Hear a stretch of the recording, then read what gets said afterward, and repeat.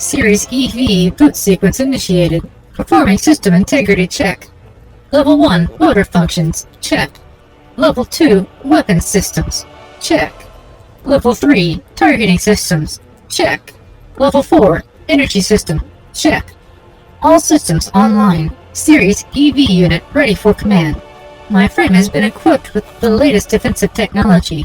Armed with energy nodes, I can form variable length beams to damage enemies, control space, or boost defensive structures. The length of my beams is directly proportional to the defensive unit cost for deployment. Longer beams will require more defense units to place. Beams are friendly aware, non-physical energy, so hero units can pass freely through them without fear of damage or movement impairment. Let's review the defensive structures I can deploy and their effects. The Proton Beam creates a beam of concentrated energy that constantly damages enemies over time. The beam will lose life over time while enemies are within the beam, similar to auras. The Physical Beam creates a wall of energy that enemy units cannot pass. The wall will become stronger as more defense units are spent on its size. Friendly units can walk through the beam without impairment. The Reflection Beam creates a giant wall of energy that focuses instead of blocking enemies' physical form. It will reject energy projectiles. These projectiles will be reflected back upon the enemies that fired them, making it useful for both defense and offense. The Shock Beam creates a pulsating beam of energy that charges up over time to unleash a devastating blast that will shock enemies, impairing their movement while doing large damage. The Shock Beam contains a limited number of charges, similar to that of a trap.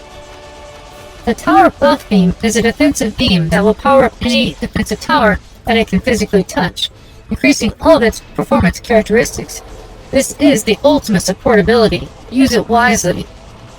In this demonstration, you can clearly see that 2 harpoons, while fully upgraded, still cannot compete with the destructive power that 1 harpoon can produce when upgraded by the Tower Buff Beam.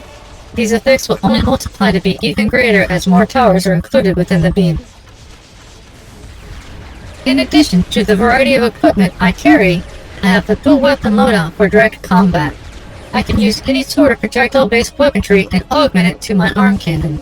I have been able to augment any equipment used by the Huntress or Apprentice, and I can switch between 2 weapons of this type at any time during combat.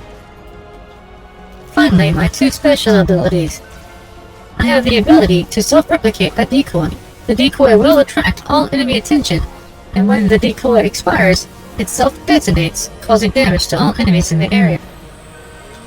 My final ability is to supercharge my arm cannon with nearby mana from defeated enemies. I cannot attack during this charge phase, and the more mana collected, the longer and stronger the discharge will be. The result is an extended blast capable of massive damage to any enemies unlucky enough to be in range. This concludes our Series EV demonstration. All operations complete. System powering down.